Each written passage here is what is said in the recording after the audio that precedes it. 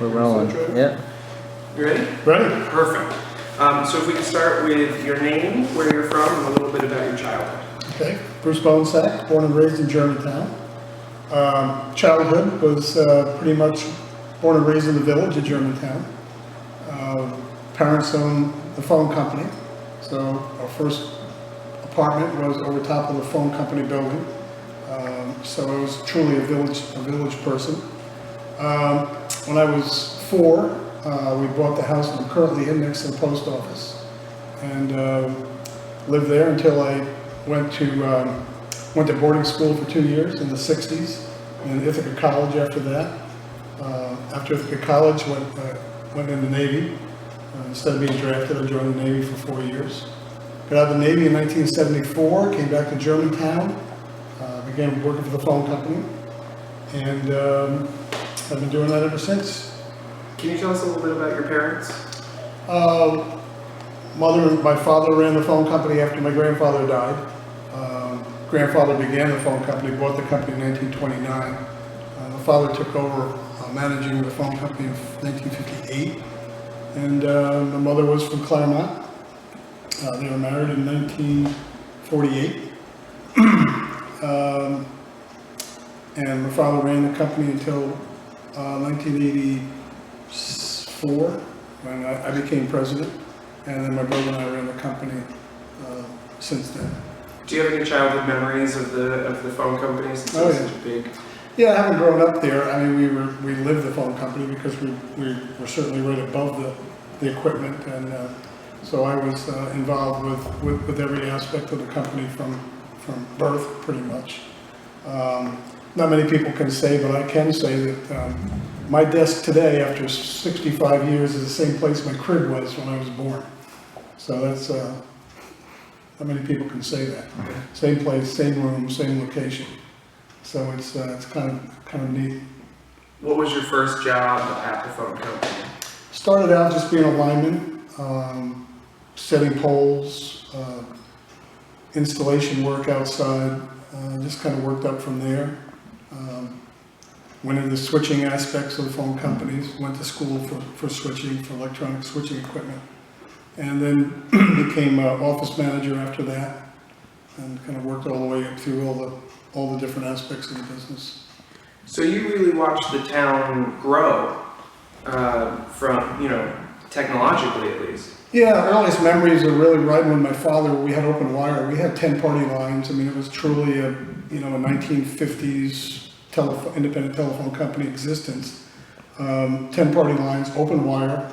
Earliest memory is really riding with my father and knocking the ice off the old lines. Clearing, the wires used to get tangled because they were open wires. And that was probably early 50s, I can recall being with him and riding around a telephone truck. So yeah, really cut my teeth on the business, as my brother did. And I'm guessing as the town expanded, so did the business, going further and further out. It did. We always had pretty much the same territory we have today, but it was difficult back in the 50s and 60s, like I said, with open wires, with 10 party lines, lead cables, a lot of maintenance. It was pretty much of a nightmare until the 70s when we changed out most of our outside cables and got better switching equipment. But it was very tough business back in the 60s and 50s. What was schooling like for you in Germantown? Well, it's funny. A lot of the same people went to school with I still am very good friends with today. Really, which makes this town, typical small town America. It's a patchwork quilt of families. And, when you talk to people on the street, even today, people I went to school with, you're really not only talking to those people, you're really talking to their parents and their brothers and sisters and their uncles and aunts, because you got to know everybody. And being a child of the 50s and 60s, we were really the first to go outside and play, kind of maybe the last of the go outside and play children. And so we played a lot. I mean, our life in Germantown was pretty much wrapped around Boy Scouts, Girl Scouts, Little League, church groups, school activities.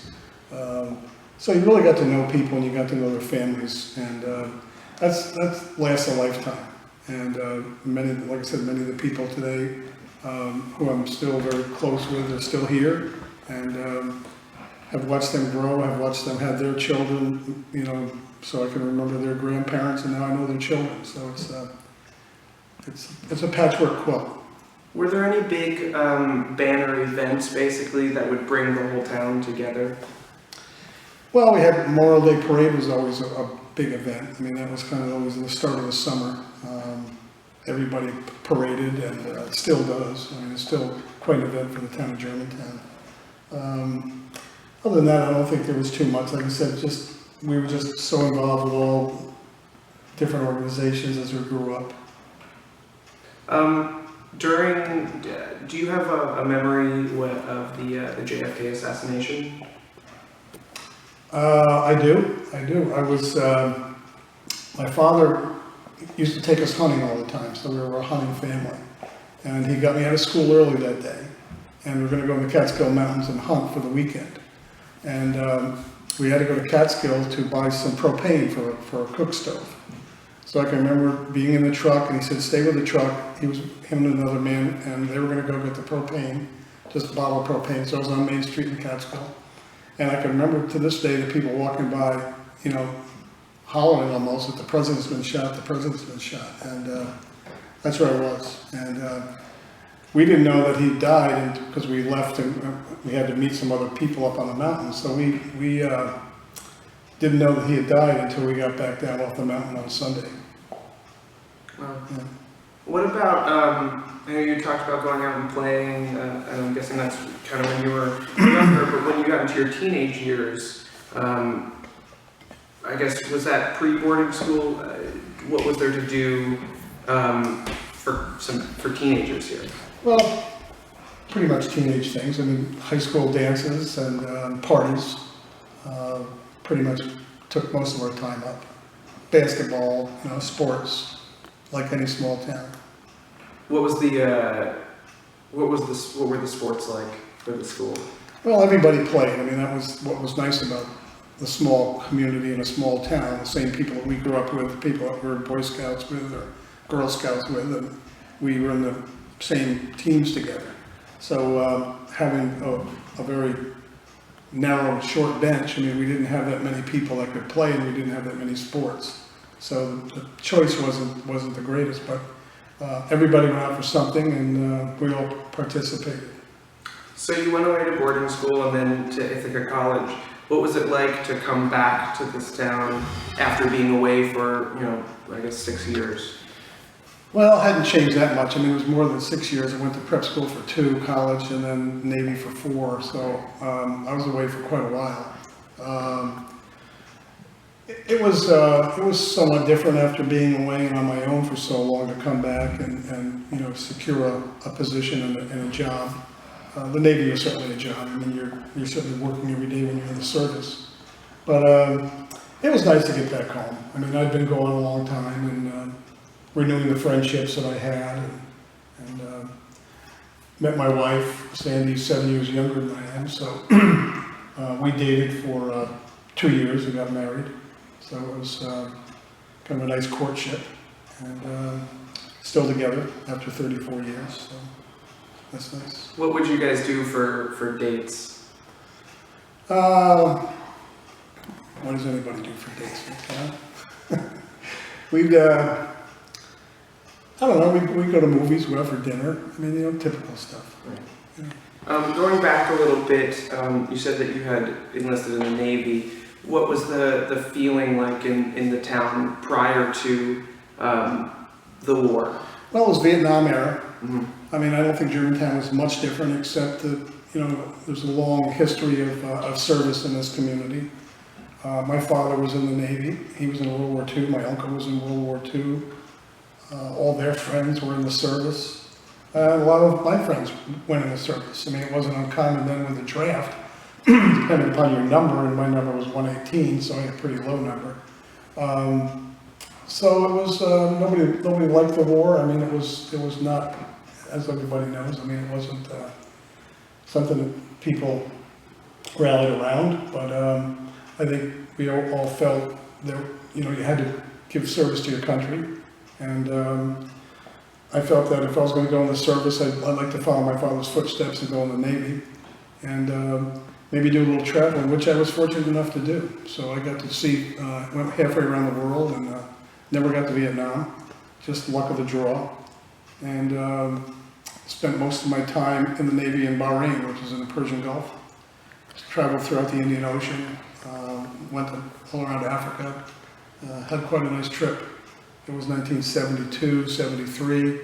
The Shah was in power. We went into Iran, went to 2 of their cities, saw Haile Selassie. So it was quite a nice experience to see that part of the world when it was still friendly to the United States. And so the Navy was a good adventure. And for somebody that was 21 years old, it was really a nice place to kind of sow your oats and just be footloose and fancy free. It was fun. You said that, obviously Vietnam was a kind of war coming back. Well, there weren't any marching bands, but, I never felt the feeling that you hear a lot on TV today that, people are spitting on you and so on. I think Germantown was different because of the small town and, everybody knew who you were and I think people were proud of people's service, and I think they still are when somebody goes in the military. It's a commitment and it's a sacrifice. I say it was fun, but there's certainly a lot of times that weren't fun. So you're working for the government, and you're basically, if you're in the Navy or not, you're still a government issue. And when I came back, I felt that I'd given 4 years of my life, and I think people were respectful of that.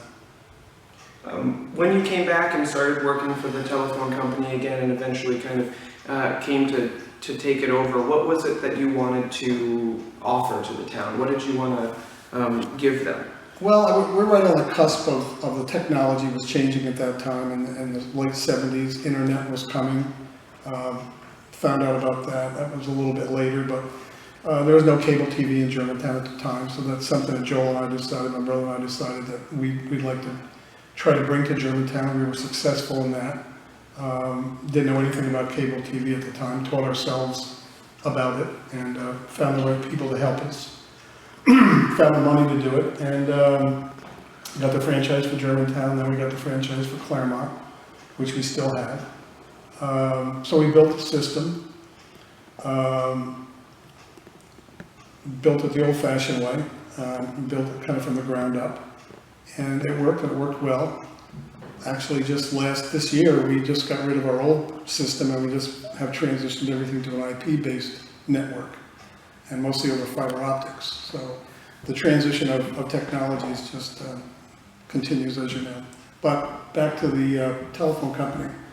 After cable TV came the internet, and that was in probably 94, I think is when we first got dial-up service. And then that just started to snowball and transition into pretty much what we have today, and God knows where it's going tomorrow. But we've kept pace with that. We've done partnering with other telephone companies that have paid us dividends. We are partners with 3 other phone companies, and we have a network operations center in Albany. And from that network center, we get all of our internet backbone, and all of our email servers are up there. And we do also work for telephone companies and other businesses throughout the state of New York, and we're a part owner in that. And then we are part owner in a statewide fiber network. So all the services that come to Germantown come over our network that we are part owner in. So again, that's a fiber network. So all the internet service, the long distance services all come to Germantown over a network that we are part owner in. So those kind of advances we've made in partnering and finding the synergies with other phone companies have really paid us dividends and have really brought good services to the community. We're pretty much, and mostly an all IP backbone driven communications business now, which is uncommon for a small company. Plus with the fiber optic cables that we're putting in, I think we're going to be quite secure and in a good place to expand services as this whole internet business explodes. And it keeps exploding year after year. tough to keep up with, but the demand is there, and with the fiber optic network that we have and the connection we have to Albany, I believe we can keep pace with it. You have a unique situation where you were born and raised and started working in the center of town, right in the village. How has that area changed from childhood to what it has become today? Well, I think there's always peaks and valleys, ebb and flow. When we grew up, when I was raised in the village, I mean, it was an all-encompassing community. I mean, we had barber shops, we had a drugstore, we had soda fountains, 2 soda fountains. So, it was before the big box stores, 3 grocery stores. I mean, it was a thriving little community, and it still is today. But it certainly has gone through some changes, as you know, to a point where it was pretty dead for a while. Otto has come along and brought some new life into the village with his Central Market and also his new variety store. So it's picked up. I'd like to see it some more. Martin certainly has done a miraculous job with the Central House. If we can get a restaurant or 2, that'd be icing on the cake. So it's changed a lot. It's changed a lot. You spoke about the Central House, you just mentioned it. What was it like when you were a kid? Can't tell you those stories. It was a thriving bar and restaurant and hotel for years. And the hotel part kind of fell on bad times in the 60s, and it was still a bar, kind of a rough local bar. But it was a place that we hung out, played pool, and I'm so glad that Martin has brought it back the way he has, and hopefully somebody can take it over and put a restaurant back in there. And yeah, it was the hub. It was back in the 50s. It was the hub of activity, Lions Club meetings, dinners, banquets, wedding, and so hopefully people can bring that back. And he's doing a good job of it today. It's a real asset. So you being raised in Germantown, and then you in turn being able to raise your children in Germantown, what does that mean to you? Well, I think it's continuity, which is, I think, is wonderful. Like I said earlier, when I see my friends on the street or I talk to you, I'm actually talking to, your grandmother and your grandfather. I see them in you and Rod and Sally and your father's sisters, and you get to know the whole family. And it's, even though you're not related to these people, as you grow up in a small community, you know them inside and out. I mean, because it's a small town, I mean, pretty much everybody's business sooner or later. And but it's nice to be that, because it is a family, and still have those friends, still have those very close friends, still have those friends and brothers and sisters and aunts and uncles, and it's a nice warm feeling to know when you talk to somebody that you know that history, and it just puts somebody in a different light than just somebody you might just meet on the street and not have any association with whatsoever. We have association, you and I. And I have association with just hundreds of people in the community, and likewise they have one with me. So we're all kind of open books in a way, because you can't keep anything quiet in a small community. You just got to watch yourself. Do you think there are any drawbacks to that? There is. I think there are drawbacks to that. You can't get away from it. That's a drawback. But I think there's more pros than cons. I like the whole idea of having that, sharing 100 pounds of salt with somebody before you get to know them. Well, you get to know the whole family. And it's, I think it's something to be said for the way America was designed. I mean, I think it was meant to be this way. Small town life is just that. I mean, you get to know everyone. You get to know their sons, daughters, like I said, aunts and uncles, and the whole history of the family. And I think it's a nice feeling. Do you remember any stories that your father might have told you about the early days of the phone company? Well, in the early days, when my grandfather came in 1929, he owned 2 telephone companies in Minnesota. He was originally from North Dakota. and moved to Minnesota, bought two, like I said, scraped the money together for two small telephone companies in Minnesota, ran those for, I don't know, maybe 5-6 years. My grandmother hated the winters out there so bad, although she too was from North Dakota. Talked him into moving east, and they looked at 3 companies in New York, and they settled on the Hudson Valley and bought the Germantown company in '29. So when they came here, it was the Depression. And so I heard a lot of stories about the Depression, and, you know, being, you know, a child of the 50s, the Depression wasn't that long ago. So it really gets kind of ingrained in you, whether you want it or not, because your father and your mother both, as children, lived through the Depression. He was, you know, he would take payments with bushels of you know, potatoes and chickens, and, you know, some people that couldn't pay their bills because they just didn't have any money. So they struggled through the Depression to keep the company alive. And a lot of times just really made accommodations for people because of the times. He started something too, which we carried on for years. Probably don't do it as much as we used to, but, you know, because you know everybody in a small community, if somebody was sick, he would go put a phone in for them by their bed, because at the time it was kind of a big deal. You know, most people just had one phone. And he for free, he would go put a phone in for somebody who he knew was bedridden. And that's the kind of service that I think we continue to provide today. We know the community, we're here to serve the community. I mean, we're not Verizon, and we still look out for, I think, our communities, and provide the service level that we believe we should provide as a provider of communications. It's so critical to people's lives, whether now it's internet or video or still telephony.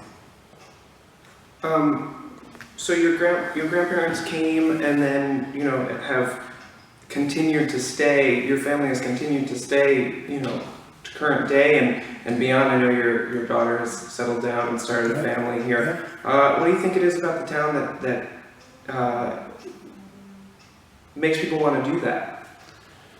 I don't know, a lot what I already said. I think it's just the feeling that it is a good place to raise a family. It's a secure place to raise a family. There's opportunities here if you want to get involved with a community. There's always ways to do that, whether it's through becoming involved with the town and all the activities that surround the town, or the school. People are always looking for help and support, and it's just a nice place to raise a family. I found it to be so. I think my daughter is finding it to be so. I guess that's it. It's just that it hasn't changed that much. I mean, we still, you know, have the connections that we had before. It's just kind of expanded families that are still here, that we're still close to, and now grandchildren are going to grow up and be here. And it's nice to have a 4th generation in the business to continue on with that connection. I know your family also has some memories of being a kid. I'm not sure, was it your... Yeah, I used to ride with my father in a fire truck all the time. They frown on that now, but in the old days, we would just run across the street because we lived right across from the firehouse. And yeah, I wasn't a baby, but I was kind of maybe, I don't know, maybe 8 or 10 years old, but just jump in the seat beside him and go to the fires. It was pretty exciting. So yeah, we were involved with the fire company. I was a fireman. I was a fire commissioner. So it's been a close association with the fire department. But that's very typical. I mean, there's so many people that are, and it's just another aspect of small town life where you do get involved. You give up your time. You're able-bodied. You come out and support the organizations that need the support. So it makes it a community. We like to ask the same couple questions towards the end of the interview. However, you've answered the first one. So we'll kind of go through the other 3. What do you think has changed the most in Germantown from, you know, when you were a kid to now? Well, I think it would have to be the second homeowner market. It just blossomed in the last probably 10 years. Back in the 50s and 60s, it was pretty much, you know, if you saw a dog, you know who owned it. You know, that was kind of the community that we had then. And I think that's been the biggest change, just a transition of people. I mean, which is natural. I mean, you're gonna have people come and go, you're gonna have families that, well, you know, their children move away, and certainly other people are gonna come and move to Germantown, and that's what we've seen happening, probably let's say the last 10 or 15 years. I've seen a big influx of second homeowners and new residents, which has been good. I mean, we've seen a transition. We've seen these buildings happen that probably might not have happened without the catalyst of certain people that moved to town. So it's and a lot of the people that I know, I have the greatest respect for. You know, they've rolled up their sleeves and become part of the community. So they know what they have here. They know the quality of life that we have here, and I think they've doesn't take long for them to understand that it takes hard work to maintain that, and they're willing to do so. What do you think has stayed the same? What's the constant for you? If you think Germantown, what can you rely on? Well, I think, just like I said, quality of life is the same. I mean, we still have that same volunteer-centric mentality, whether you've been here a long time or whether you're a newcomer. I don't think it takes long for people to see that they can become involved, and by doing so, I think we're seeing Germantown kind of move into the 21st century and still maintain its rural character. And I think everybody that comes here wishes that they could just, you know, lock the gate and, you know, keep it exactly as it is, but it pretty much has stayed that way. People enjoy the community, people live and work in the community, and they give it their time. And I think that's the biggest part, is that they can devote their time to enhancing what we already have, and still with the eye on maintaining that quality that we do have.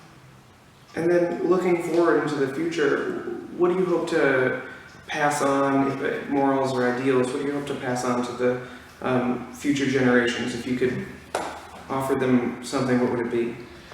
I think just hard work and continuity. I think that, what else can you do? I mean, life's a struggle no matter what, but it's, I just hope that, you know, my children will, hopefully that their children will be able to enjoy what I've enjoyed, what I've come to love about the town, and hopefully they will. And hopefully they can find work here and be able to afford to stay here and continue on in the same fashion. Because it is a nice life. It's a quiet life, but it's a life that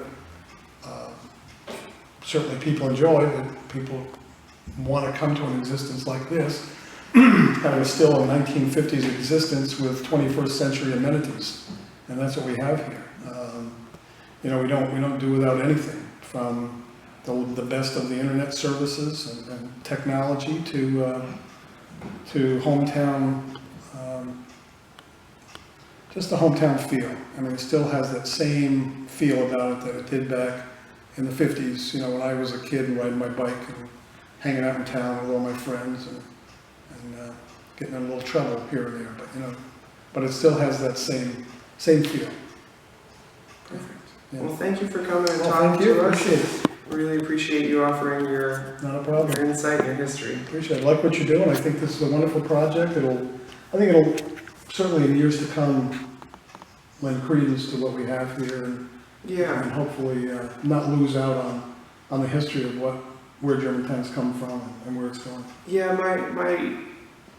my idea is to offer the future generations the opportunity to sit and listen to the history from those who lived it.